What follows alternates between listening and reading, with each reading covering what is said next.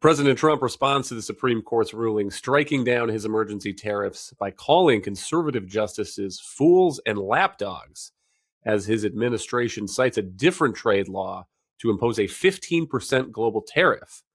Where are these Trump trade wars going next? And what about refunds for the billions in import taxes already unlawfully collected? From the opinion pages of the Wall Street Journal, this is Potomac Watch. Welcome, I'm Kyle Peterson with the Wall Street Journal. We're joined today for a special edition of Potomac Watch by Scott Lincicome, the Vice President of General Economics at the Cato Institute think tank, and before that, a practicing attorney in international trade law. Scott, your latest writing in the Journal's opinion pages is under the headline, "It's the end of the beginning of the tariff war," unquote. And let's start with a piece of President Trump's response on Friday to the Supreme Court's 6-3 decision. They're very unpatriotic and disloyal to our Constitution. It's my opinion that the court has been swayed by foreign interests and a political movement that is far smaller than people would ever think. It's a small movement.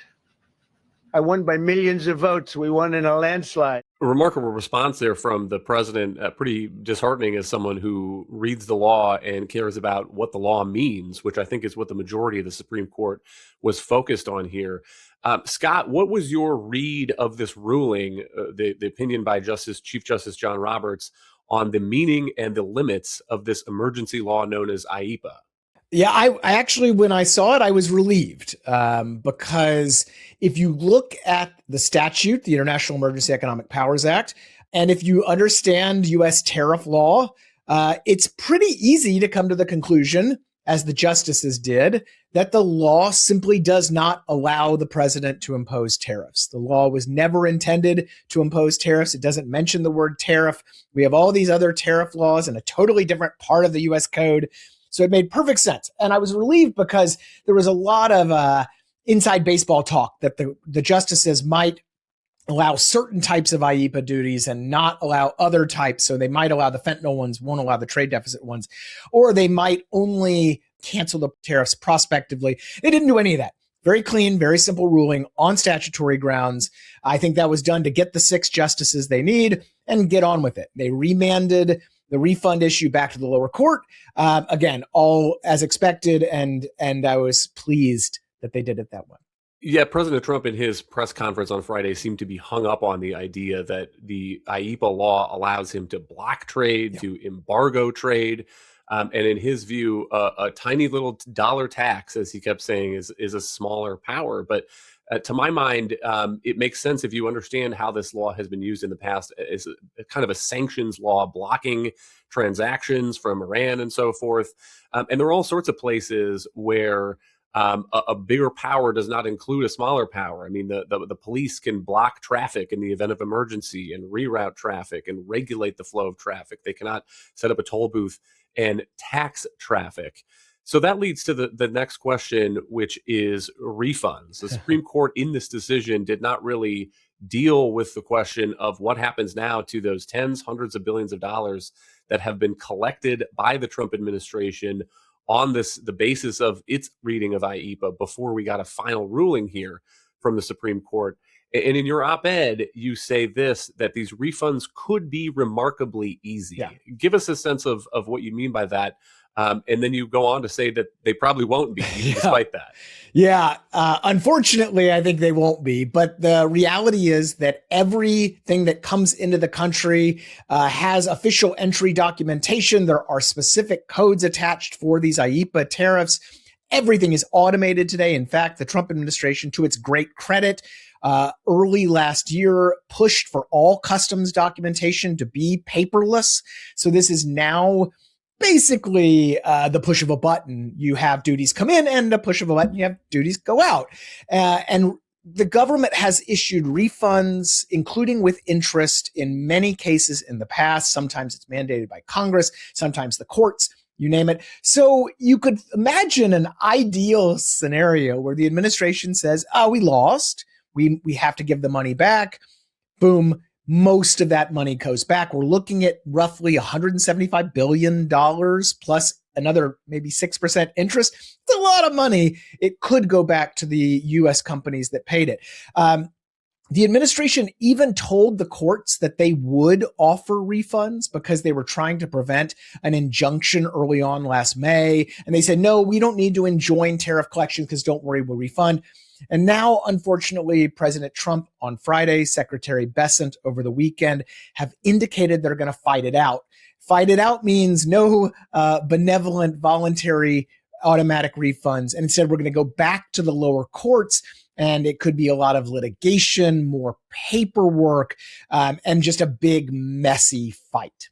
But does that mean one lawsuit in the lower courts deciding the refund question, which will then be respected across the board? Or does that mean every company that was an importer and paid this tariff might have to file its own suit? The simple answer is we don't know yet. So far, a couple thousand companies have already filed lawsuits before the Court of International Trade to get their money back. I would guess this week we'll see thousands more. Now, that sounds like a lot, but remember, there are 600,000 importers in the United States. So a lot of these are small folks that don't know what the heck to do, how to get their money back or whatever. So we just don't know if the courts are going to maybe grant a class action lawsuit. There has been some efforts to do that. I think it's certain that the court will consolidate all of the litigation, all the cases, the suits that have been filed into one claim. So, but we just don't know exactly how that's going to play out. We also don't know how the administration is going to react. Are they going to, let's say they lose at the Court of International Trade, are they going to then appeal that to the federal circuit? This could take months and months. We also don't know if the Customs Department is going to start scrutinizing everybody's import paperwork, right? If you didn't cross that T or dot that I, are you going to get that bounced and suddenly you don't get a refund? And, unfortunately, we've heard some rumors that might start happening, or if it hasn't already. And so I think given the tone from Bessent and Trump, we're in for a bit of a dogfight, unless the magic outcome here is that Congress somehow got involved, because Congress could pass legislation, mandate a blanket automatic refund, and boom, we're done. But we know that's a tough thing in this Congress. There's also a question of the routing of the tariff refunds, because correct me if I'm wrong, those would go to the importer. Yes. And if the importer who paid the tariff originally passed those costs on, is the effect here that, people who are big enough to do their own imports are going to get the refund and they will be made whole. And if you're a small shop, a small manufacturer, and by the way, to say nothing of consumers who are probably picking up some of this tab too, those people are not going to be getting the check. Yeah, the process is far from perfect. The reality is that we can only deal with the legal incidents of the tariff. So who paid the tariff by law? That's all the government can handle, because the government could not possibly try to determine the economic incidents. Like, where did the tariff costs ultimately end up in the U.S. economy, particularly with us consumers? So the government can only handle legal incidents. And that leaves, like you said, a lot of folks on the hook down the stream, right? So consumers are the most obvious.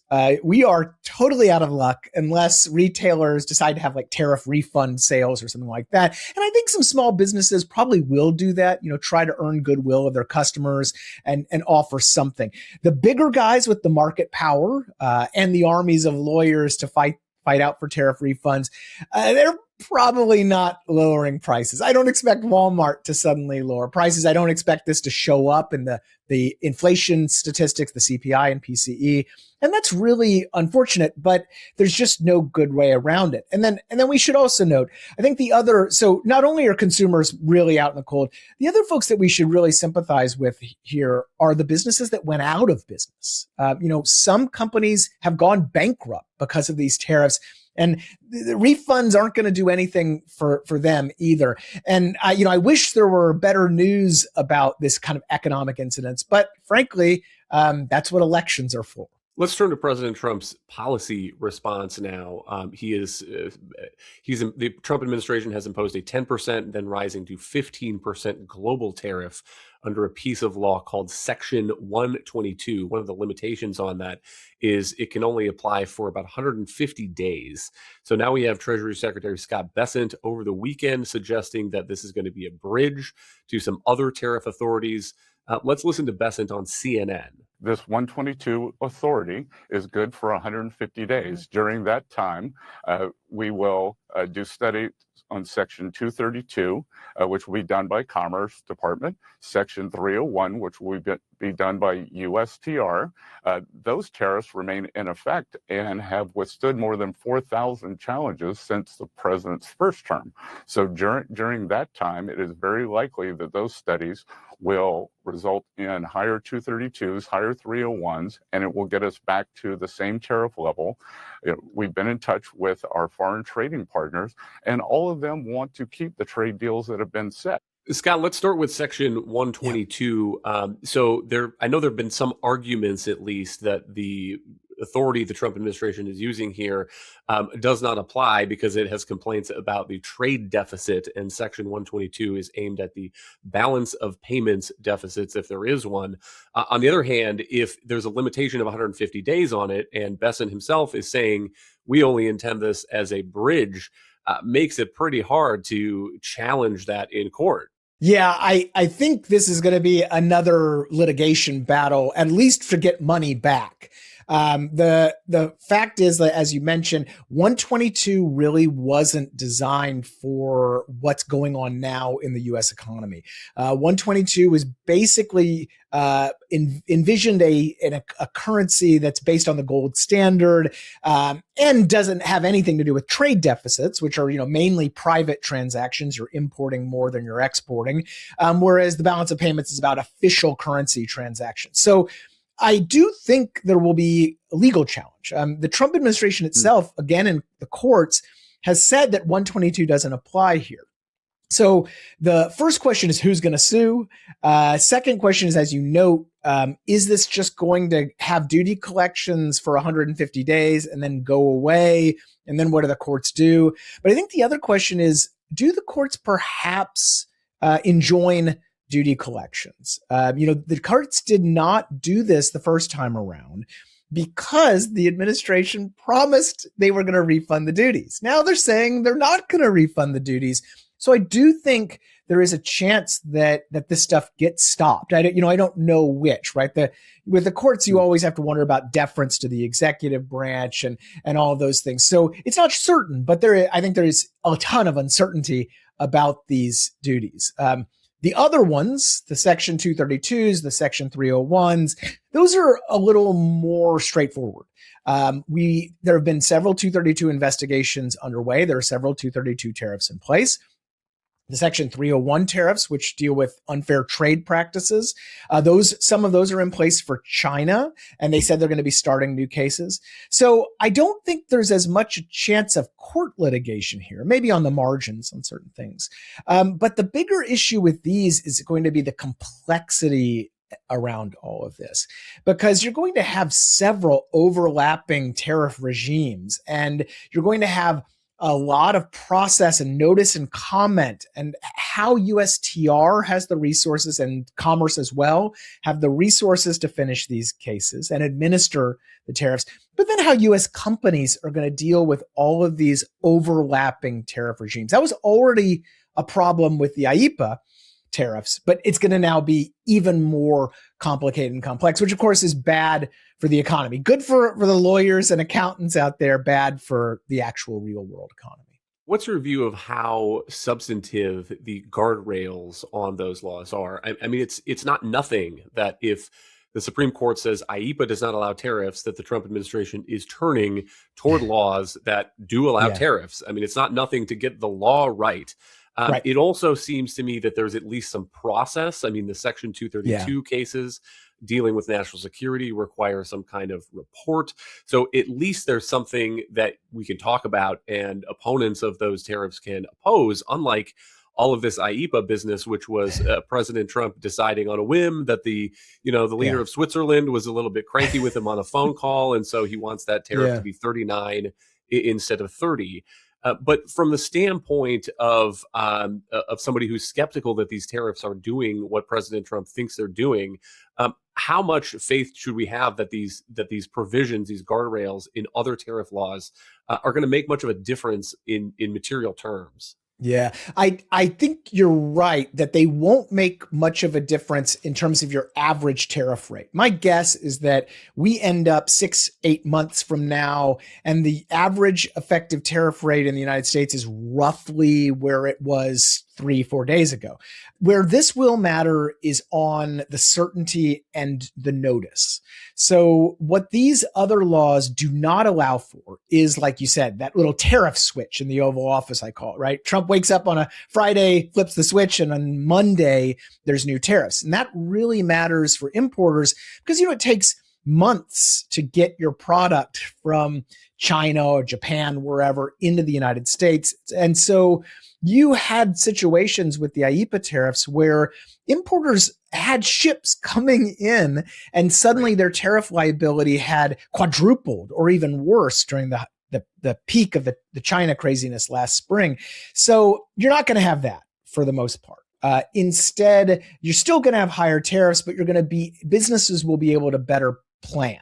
I think that puts us in a better place, but it's far from being out of the woods entirely. And that's not to say that these laws are also being used as intended. I mean, you suggest in your op-ed that there is probably some abuse of these laws to come. Talk a little bit about that, right, and the difficulty of challenging that, since it seems judges and courts, not even the Supreme Court, but lower courts, are pretty reluctant to get into the business of second guessing when the president, the executive branch, says this is a national security threat, even if what they're talking about is Volkswagens. Yeah. So Section 232 and Section 301 were written for another time. When the president was considered to be the most free trade oriented in the government and could be trusted to not abuse the discretion that these laws gave. Because these laws are very broad, very ambiguous. They don't have really objective, concrete definitions of what is and isn't an unfair trade practice or a national security threat. They don't, even in the case of 232, require the administration to publish the report on which new tariffs are based. They can keep that a secret. And they have other procedural loopholes. So Trump, we know from the steel and aluminum tariffs and now the automotive tariffs and from the China tariffs that the Trump administration was willing to take advantage of all of these ambiguities and loopholes. We should expect much the same. And because these cases, the earlier Trump tariffs, were challenged in court, we can also be fairly certain that the courts are not going to push back too hard on any of this stuff. There might be a case on a very specific part of process that might get challenged. There might be things related to the calendar days of certain things. There might be challenges related to whether in the 301 context there was sufficient notice and comment. That might get litigated. But overall, the courts won't question what is or isn't unfair trade. They won't question what is or isn't national security. And they really won't even question the level of tariffs or how they're being applied. So I think that, again, we're not getting back to a free trade world here. We're just getting a little more certainty and clarity because that IEEPA tariff switch went away. You mentioned that these laws were written for a different time when the president was considered the most free trade oriented person in Washington, because in part he represents the whole nation. So he could be trusted to set aside the parochial one house district interests, the kind of log rolling that led to the Smoot-Hawley tariff, where every congressman says, I got a big furniture plant in my district, and so I need some tariffs on imported furniture. That was the thinking of giving some of this authority over to the president to help liberalize trade in ways that individual members of Congress might not want to. But Scott, do you see any building of an argument here for Congress to take back the authority that the Constitution gives it over trade, and that it has now delegated in lots of laws, maybe not IEEPA, but we've already mentioned, 3 here, 122, 232, 301. I'm sure there are others. Do you see any moves in Congress to say, maybe the times have changed? Maybe the Trump administration has showed that Congress really needs to retake some of that power. Yeah, I have good news and bad news there. The good news is that since 2016, really, and since Trump first came down the golden escalator and indicated he was willing to use these laws in this way, there has been effort in Congress to propose various fixes to the trade law regime. There's a broad fix where basically Congress just establishes a bit of a circuit breaker. So Congress has to approve any tariff action after a certain number of days, or a scalpel approach where Congress actually goes in and amends the laws to create more certainty and objectivity in the application of the tariffs. So the good news is that we've seen both Democrats and Republicans propose these types of trade law reform bills. The bad news is they only seem to do it when the other team is in the White House. So when Democrats were in the Biden White House, we saw Republicans offering some trade reform bills. Now that Trump is back, it's only Democrats speaking out about this. So unfortunately, I think the likelihood of getting a strong bipartisan coalition here still seems pretty weak. It seems more likely that we're stuck with the regime we have, particularly, of course, because, and this is something that, Justice Gorsuch mentioned back in the oral arguments, once these powers are delegated, you need veto-proof majorities to get that power back. And so even if you could get a bare majority of Republicans and Democrats to agree to these trade reforms, you need to get it past a president who's probably going to veto them. And not just a President Trump, by the way. I would imagine President Biden would have done something similar. And that just makes for a really, really steep uphill climb. What about the public argument then, since elections was the other resort that you mentioned earlier? It seems like the Republican Party, at least since I've been paying attention to it, used to be more free trade, now is more mixed. Democratic Party, I think, has always been a little bit more mixed. Do you see any real coalitions emerging here of organizations? The difficulty is every tariff pass through is invisible to the consumer, maybe not invisible to a small manufacturer, a small business that relies on imported parts. But despite a lot of loud complaints, including in our op-ed pages of people who are saying these tariffs are making it very hard for me to operate, to hire. It seems like there's a difficulty building a political coalition around that. Yeah, it is going to be a very tough nut to crack, unfortunately. The reality is not only, as you note, are the costs invisible and diffuse throughout the economy, but any new tariff action creates a new constituency that's protected by those tariffs and is going to fight like heck to keep it around. Combine that with just the politics of trade.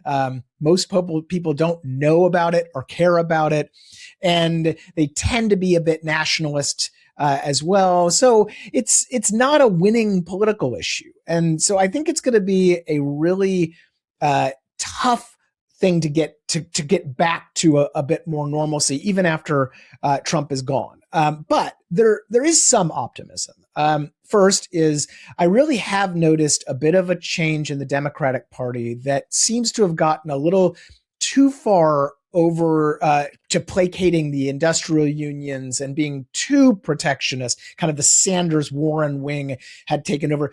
Does seem to be a more of a centrist push to be more Clintonite, Obama-esque in their dealings. And that's not going to be great, but better.